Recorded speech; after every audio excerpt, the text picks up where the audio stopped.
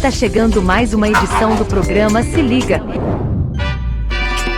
Que coisa boa! Chegou a hora do nosso encontro com o Conselho de Notáveis, nossos amigos que passam a semana vendo o que acontece por aí e depois contando o que eles acharam do que pode, porventura, alterar o nosso dia a dia e, inclusive, nos abrindo os olhos para que tenhamos conhecimento de causa para viver melhor. Conosco hoje o economista Manuel Tedim, o publicitário Elísio Pires, o consultor Paulo Fraga e o também publicitário Lula Vieira, e os principais, mais importantes, curiosos, interessantes, relevantes assuntos da semana. E sem parar, começo com Manuel Tedim. Tedim, se ligou em que na semana que passou, meu caro?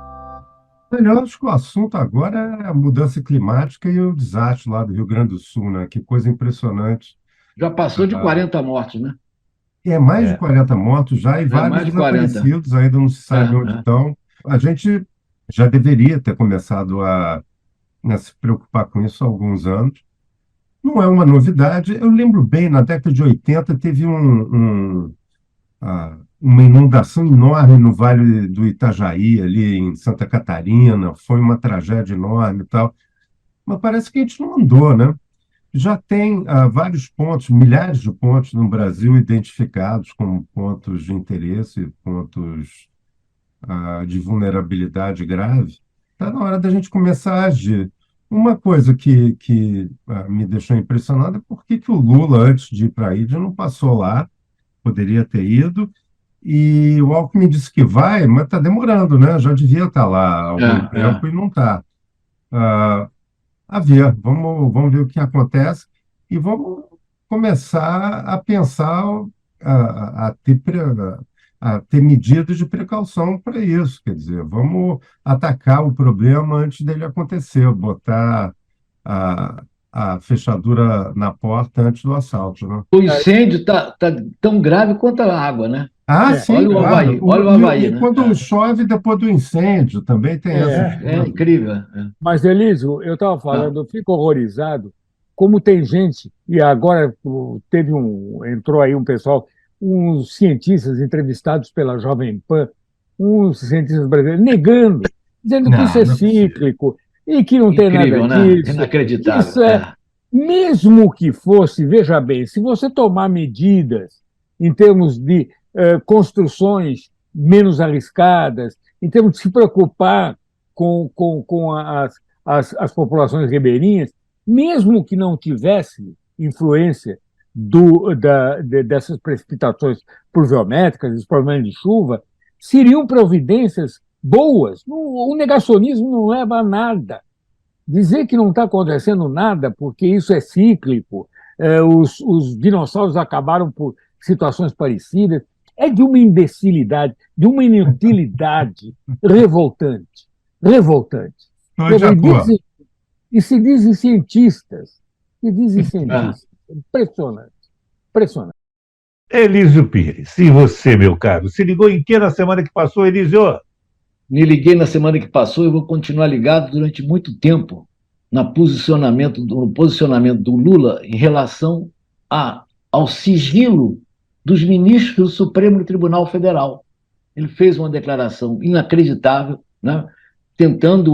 Diz que tem que garantir o sigilo dos ministros para evitar a animosidade contra os ministros. Diz que os votos deveriam ser sigilosos. Ele nem leu a Constituição, que, aliás, sabemos disso já há muito tempo, né? Está escrito na Constituição essa importância, né, da publicidade, do conhecimento, né? Coisa inacreditável.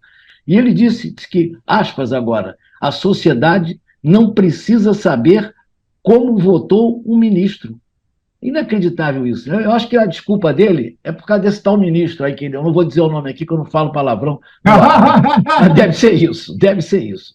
Agora, depois de uma notícia tão destruidora quanto o presidente da República com essa cabeça, vamos agora passar para as boas notícias, né? A primeira delas, pesquisa feita nos Estados Unidos, né, que mostrou que a música do Mozart alivia dores nos bebês. Ela age como um analgésico. Está dito isso no documento oficial. Age como um analgésico. O teste foi com a Canção para Ninar, tocada durante a coleta de sangue no teste de pezinho. É uma notícia também que eu achei muito interessante. E outra que me emocionou bastante também foi o vídeo de uma idosa de 101 anos malhando com pesos. A idosa, 101 anos. Não é verdade? Viralizou na internet, né? Eu quero aqui bater palmas para a mineira Dona Carmelita, que fez isso tudo, e está viralizado, né? E outra coisa também que eu achei muito interessante é que foi depois desse bom resultado do segundo trimestre, né? Eu não gostaria de falar isso na frente de economista, mas acho que foi muito bom o resultado do segundo trimestre. Mas depois foi disso, mesmo, foi ótimo, apesar dos Brasil, juros que você fica de... Apesar dos juros que você falava que ia ser uma catástrofe. Esse que é o ponto. E na realidade, o Brasil pode voltar a ser, aliás, já voltou a ser uma das 10 maiores economias. A previsão é da agência Austin Rating, né? Ficar entre as 10, parece que é a nona nessa classificação da Austin Rating. E uma última boa notícia é que um cãozinho muito ferido, coitadinho, o Steve, que ele chama-se hoje, apareceu na porta do batalhão da PM de Santa Catarina em 2018. Aí os policiais todos resolveram adotar ele e ele virou o mascote da corporação até hoje. Essa também é uma boa notícia. É isso aí. O Elise só não disse que a Dona Carmelita sai da academia e depois vai para o botequim tomar cerveja. É por isso que ela está vivendo esse tempo todo. Não, mas ela disse que a cerveja é uma dose além da musculação. É uma dose de cerveja e uma outra dose de coquetel Orloff, alguma coisa assim. Isso. Mas isso se explica, ela está apaixonada, né? É uma... Que bom. Ela está querendo... Está pronta para os amores que aparecem, ela quer estar aí. Vocês podem admirar daqui a pouco as imagens dela. Isso, é verdade. Essas histórias me apaixonam. Paulo Fraga, e você se ligou em que na semana que passou, Paulão? Pegar um pouco uma carona do que o Eli está falando em relação ao Supremo, e só como um registro... da mesma maneira, do comentário assim, pouco feliz do Lula em relação à publicidade, né? E o problema maior é a exposição deles em excesso por iniciativa deles, né? É esse voto do Toffoli, que é de um desastre absoluto, entendeu? E é o exemplo mais claro e nítido de politizar a justiça. E eu acho que é profundamente lamentável o que está acontecendo em relação ao Judiciário e, notadamente, em relação ao Supremo Tribunal, já há muitos anos, né? Outro ponto que eu queria apenas comentar é essa reforma ministerial, né? E, sem entrar no mérito dos candidatos ou dos que saem ou entram, é o fisiologismo preponderando as escolhas, né? E, na verdade, o chiqueiro continua o mesmo, a diferença é que um se entra pela porta da direita e o outro se entra pela porta da esquerda, né? E um pouco da insensatez, essa questão que foi definida também em relação ao COAF, né? De dar o voto de qualidade ao governo, o que me parece um equívoco, quando você teria uma solução muito mais simples e lógica, né? Conselhos que têm que tomar decisões, tem que ter número ímpar de pessoas, é tão simples quanto, entendeu? E é impressionante como a falta de sensatez das pessoas de dizer, agora, em vez de serem 4, ou 6, ou 8, nós vamos transformar aqui em um número ímpar de pessoas, né? Não ocorreu a ninguém lembrar que número ímpar não empata. Assim, olha que coisa maravilhosa. É isso. E não menos importante, por último, e não menos importante, mas isso é assunto para o nosso querido Lula, que é a questão da cultura no Brasil voltando a transpirar de uma maneira importante e relevante em todas as idades e camadas da sociedade, né? Pois é, na Bienal do Livro, que é o nosso, com certeza, o assunto de Lula Vieira nesse nosso papo, que eu não sei se ele vai botar na parte da literatura ou na parte que ele se ligou, porque eu sei que ele se ligou demais nisso, foi ativo participante, acompanhamos o Lula, né, indo à Bienal, a sua mulher Silvana Gontijo fazendo lançamentos. Mas quem vai contar isso para a gente é o Lula aí, que eu não sei se agora, se ele se ligou exclusivamente nisso, ou se ligou em outras coisas, ou sua cabeça e coração estiveram exclusivamente na Bienal essa semana. Se ligou em que na semana que passou, Lula Vieira? Meus colegas, que são muito rígidos com o meu xará, se esqueceram de fazer um elogio ao brilhante discurso do Lula no dia 7 de setembro. E mais, a sua excepcional intervenção na televisão. Ele foi o nosso presidente, de todos nós, sereno, conciliador. Ele foi brilhante. Eu acho que vocês foram injustos com o meu xará e não registrando a diferença entre aquele bufão de opereta dos outros 7 de setembro e o presidente da República que finalmente nós voltamos a ter. Ele disse que é brochável. Ele disse que é brochável, evidente. Ele é um ser humano. Outra coisa que eu quero só registrar também, o absurdo da ideia de voto secreto para ministro. Ele existe para votar, para falar por que votou e para a gente saber por que ele votou. O voto dele não é apenas para decidir uma questão, é para nos explicar, à luz do direito, à luz do bom senso, à luz da preocupação com a pátria, por que o ministro está votando. O voto secreto do ministro é um absurdo que não dá para explicar. Quer dizer que o mau caráter decide e não conta porque decidiu. Nós não ficamos sabendo porque que aquele luminar decidiu por uma questão. Eu acho inconcebível alguém aceitar a ideia de um ministro do Supremo Tribunal votar secretamente. E a ideia de que isso pode, isso é besteira, não há uma explicação lógica. E voltando agora para falar de coisas realmente comoventes, a Bienal, que ainda vai ter, do dia desta gravação, mais 2 dias, mas eu estive lá no dia 6 e no dia 7 de setembro. E confesso que em alguns momentos me comovi às lágrimas. Eu estou cada vez mais velho, cada vez mais com mania de ficar chorando à toa. Nesse caso, não tão à toa assim.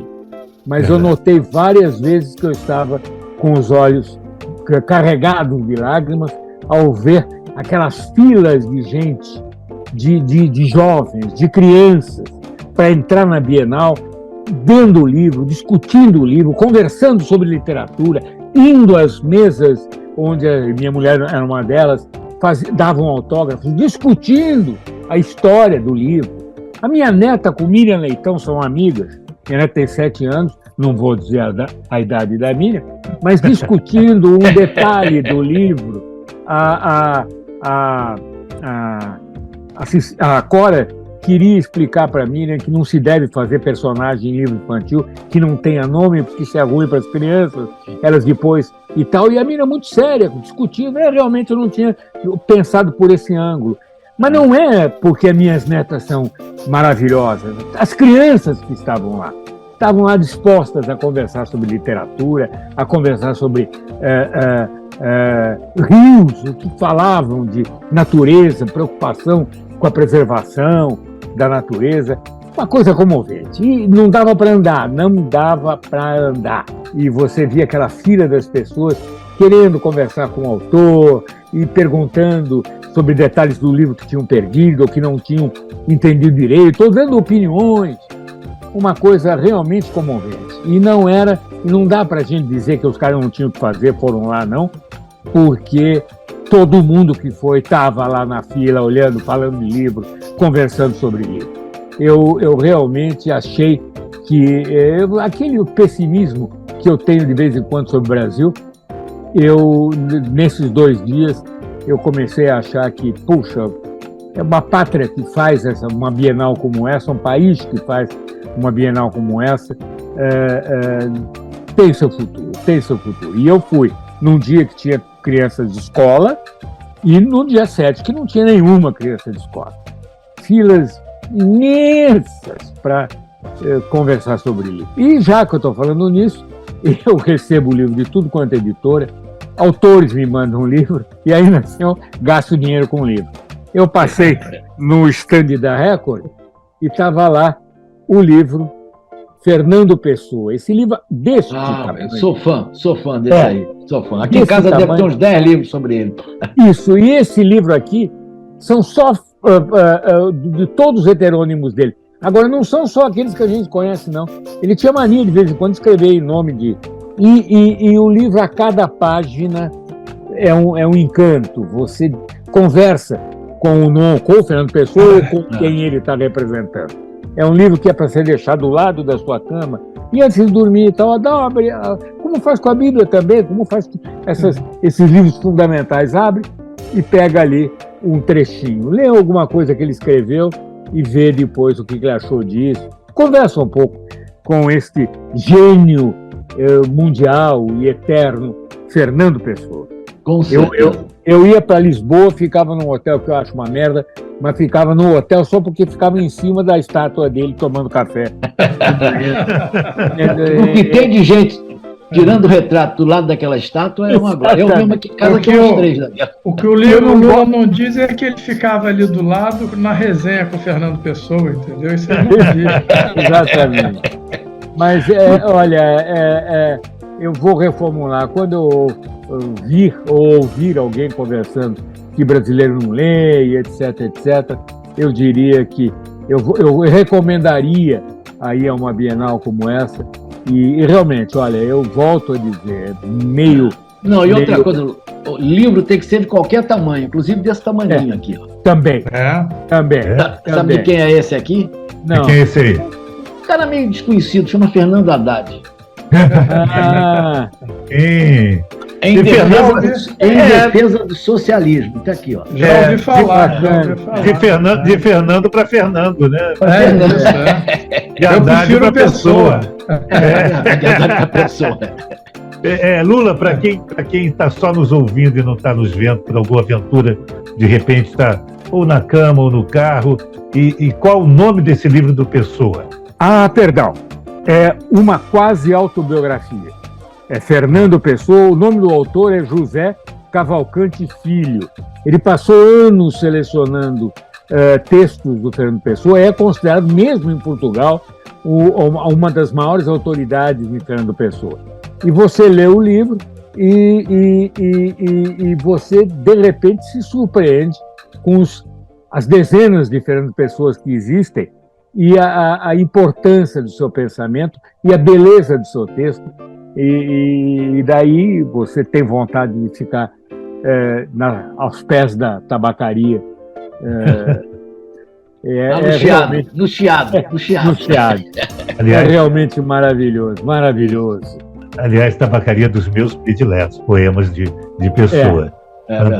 Fantástico. Senhores, isto posto, vamos ao ponto. Manuel, começou outra rodada, começa essa também. Se liga aqui na semana que chega aí, Manuel Tedim. Cara, eu estou interessadíssimo na reunião do G20 na Índia. A Índia... Vai mudar de nome a Índia, né? Hã? Vai mudar de nome a Índia. Vai virar o quê? Baramati. É mesmo? Isso é verdade? É verdade. Vai ser anunciado isso durante a realização do encontro lá. Mas que confusão, rapaz. Para que isso? Mas é baramate com limão? Que mate é esse? Essas brincadeiras eu não tenho podem mais dúvida se fazer. é baramate ou barmate. É alguma coisa parecida com isso. Vai mudar. Aliás, não vai ser o primeiro país a mudar de nome, né? Vários países já mudaram de nome. Imagina, Zimbábue, tem um monte. Etiópia, né? Virou Etiópia. Tem um na América do Sul, que já foi terra de Santa Cruz, terra de Veracruz. É verdade. Mas é República do Brasil. Não, já foi Estados Unidos do Brasil. Estados Unidos do Brasil, Foram várias coisas, Mas que coisa. Mas o G20 é muito importante. A China não vai porque lançou aquele mapa, né? Aquele mapa audacioso, onde o mapa mostra que um pedaço da Índia é China, quando é Índia, e o Mar da China aumentou, a parte chinesa do Mar da China aumentou brutalmente. tomou ilhas do Japão, das Filipinas. É uma bagunça esse O negócio. Putin também não vai, né? O Putin também não vai. O Putin não vai também. Não, o Putin, se for, vai preso, né? Então, E, aliás, quem é que vai assumir a presidência do G20 a partir desse encontro? Lula, É o doutor Lula. Luiz Inácio Lula Da da Silva. Silva. É. Vai haver um comentário na porta, alguém dizendo: esse Putin não veio, é? Oh, meu Deus! Não, mas vai ser uma semana interessante, que vai ser contenciosa, está cheio de problema. A China está num momento econômico difícil, complicado, diminuindo a demografia, mudando para pior, enfim, sem a mesma estamina econômica que teve nos últimos anos, uma dívida privada e pública estratosférica. Vamos ver o que é. São problemas estruturais, né, Manuel? O que é pior, né? A demografia não resolve por decreto nem com política econômica. Claro. Precisam as pessoas fazerem sexo e terem filhos. A lei de um filho acabou lá. Pois o que, Manuel Tedinho? É uma coisa que você fez há muitos anos, Lula. Eu tenho uma vaga ideia, uma vaga sexo, né? Uma vaga ideia. Lembrança.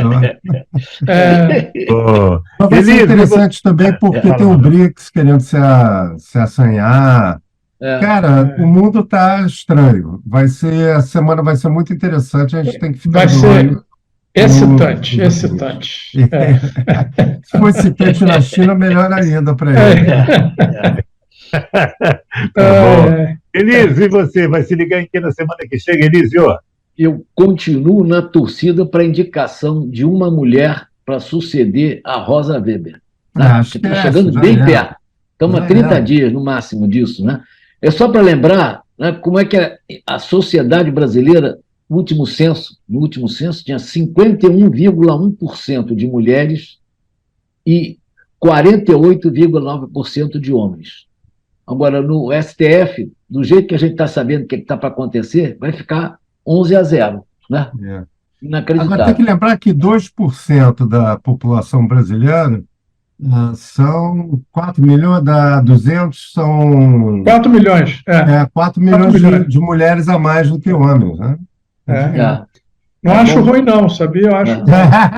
Também acho.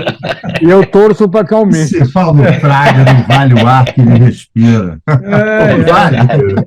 Paulão, então aproveita que está com a mão na massa e literalmente. Diga, você vai se ligar em quê? Eu vou pegar esse ponto que o Manuel nos trouxe. Estou com o olhar aí do G20, né? O Lula assume a presidência do G20, vai ficar um ano à frente, né? E tem dois vetores muito importantes que parece que ele vai estar muito atento, um que é o social e o outro que é o ambiental, né? Então, eu tenho expectativa positiva, eu espero que ele não pegue o óleo na pista e vá lá em cima do guarda-reio da esquerda, entendeu? Vamos ver de que maneira essas coisas vão evoluir, né? E já que a gente está falando um pouco de Índia, é um pouco do exemplo que ela deu para a gente na questão de posar lá na Lua, né? Um país que tem um PIB semelhante ao nosso, com uma população 6 vezes maior, né? Mas que investiu em ciência, investiu no ser humano, na formação das pessoas, nos cientistas, que a gente pegue isso como um bom exemplo, porque o nosso potencial é gigantesco e a gente precisa aproveitar ao máximo isso, entendeu? Verdade. Lula Vieira. Eu faço uma relação do que o Paulo Fraga acabou de falar com um número maior, bastante crescente, das pessoas pedindo vistos de saída, né, ou para outros países, e boa parte deles de cientistas, né, que não encontram aqui no país condições de trabalho, quer dizer, incentivo para o seu trabalho. Aí não é só na área da pesquisa espacial, mas na área de medicina, na área da criação de vacinas, de medicamentos. Nós estamos perdendo muitos cérebros para países que são mais acolhedores e têm mais incentivos. Eu acho isso muito triste e faço esse registro. Faço também, acho que eu estarei bastante ligado ao Lula lá como nosso representante no exterior. E, de novo, concordo inteiramente. Eu acho que a gente deveria, se houvesse alguma forma de fazer protestos, de deixar claro a necessidade da gente manter ou aumentar o número de mulheres no Supremo. Nós só temos a ganhar com isso e é, no mínimo, uma justiça ao número de mulheres que existem nesse país, que cada vez mais tem importância no terreno profissional e etc. Elas não podem ficar ocultas, como a nossa sociedade sempre primou por fazê-lo. É isso. Eu só quero dar má notícia para vocês que não vai rolar, né? Já tá, também acho, Manuel. Parece que não. Mas a gente berra. E vamos continuar berrando, porque nós sabemos que há mulheres capazes, profundamente capazes de ocupar muito mais espaços, não só no Supremo, no STJ, também Superior Tribunal de Justiça, enfim, lugares predominantemente masculinos e historicamente masculinos. Só para lembrar, esse último exemplo dessas duas, nada melhor do que isso, né? Acho que não tem nenhum ministro no Supremo melhor do que a Rosa Weber, para ficar no momento de hoje, né? E falando como... E mais discreta, a mais discreta de todos eles. E falando como falaria o Erasmo, dando força ao que o Paulo Fraga falou, nós, que somos casados com algumas delas, sabemos o poder e a força e a importância que essas moças têm e que a gente não está sabendo reconhecer institucionalmente. Verdade. Bem, amigos, acabou por hoje. É uma pena, o tempo voa. Mas semana que vem, nosso Conselho de Notáveis volta para acender essa luz aí, dessa nossa volta, que às vezes nem tão perto da gente, mas como no caso da Índia, nos diz respeito, nos importa muito. Manuel Tedinho, o economista, o publicitário Elísio Pires, o consultor Paulo Fraga e o publicitário Lula Vieira voltam semana que vem para o nosso prazer e deleite. E não esqueça de dar o seu like se gostou, seu dislike se não gostou, se inscrever no nosso canal, criticar, sugerir e até elogiar, que a gente gosta também. Não poupe elogios, se tiver para nos dar. Semana que vem a gente volta, valeu demais. Viva Socorro! Viva Socorro! Um abração. Tchau, galera. Um abraço. Tchau, tchau. Se liga!